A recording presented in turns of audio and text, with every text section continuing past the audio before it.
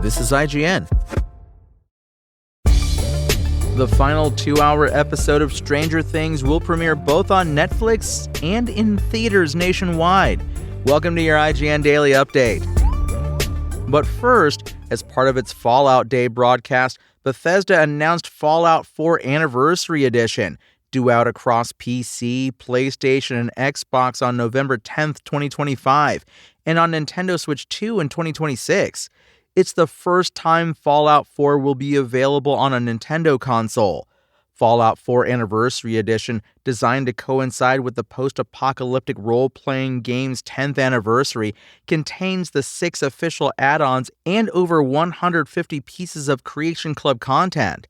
Creations or user-created content arrive in Fallout 4 via a brand new in-game creations menu, which will make it easy for players to find and download the new content on PC and console. Fallout 4 Anniversary Edition will be available on Xbox Series X and S, Xbox One, PlayStation 5, PlayStation 4, Steam, and PC.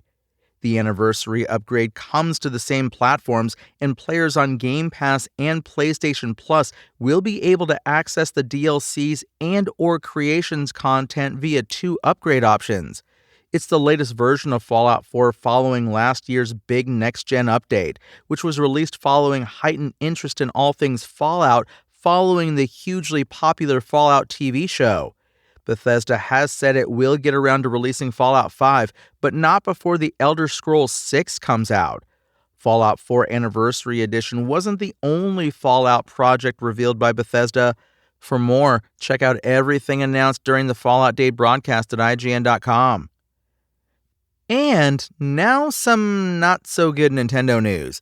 Elden Ring Tarnished Edition for Nintendo Switch 2 has had its release date delayed until 2026.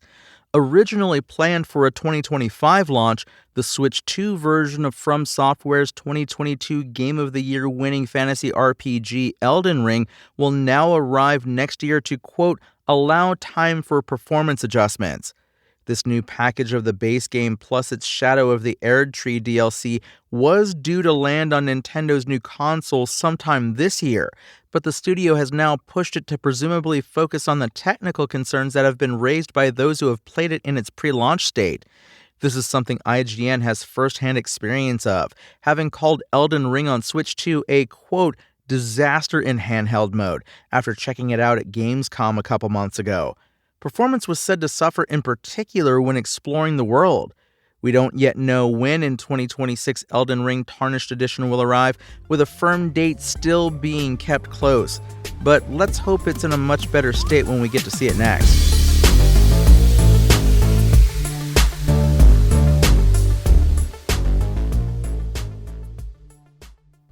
Netflix is certainly doing stranger things lately, and this time it's both literal and figurative.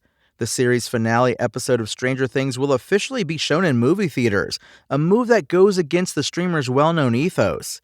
The 2-hour Season 5 finale episode, titled The Right Side Up, will premiere both on Netflix and in over 350 nationwide theaters in tandem on December 31st, 2025 at 8 p.m. Eastern Time, and play into New Year's Day. This marks the first time a Netflix episode will premiere both on streaming and in a theatrical setting, let alone simultaneously. An official list of participating theaters will be announced at a later date. In a recent Variety story, Stranger Things co-creators and showrunners Ross and Matt Duffer opened up about wanting the series finale to have its day in the theater. That would be amazing, Ross told the outlet, because the fans could be there with other fans and experience it as a communal thing. It would be incredible. People don't get to experience how much time and effort is spent on sound and picture, and they're seeing it at a reduced quality, Matt added. More than that, it's about experiencing it at the same time with fans. Netflix has been notoriously against and uninterested in exhibiting its films theatrically. In fact, Netflix's chief content officer Baja Balaria recently said she didn't think a show on the level of Stranger Things needed what a theatrical release could offer. A lot of people have watched Stranger Things on Netflix, she told Variety earlier this month. It has not suffered from lack of conversation or community or sharing or fandom. I think releasing it on Netflix is giving the fans what they want.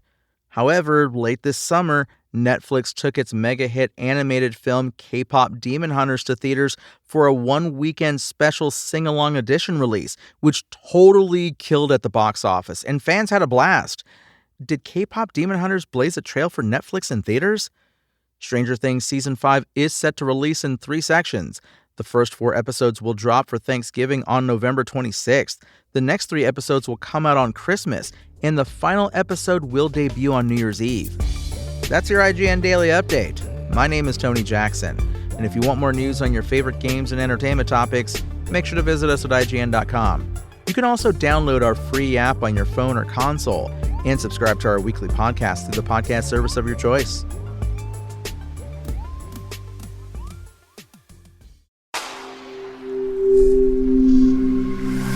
Spoken Layer.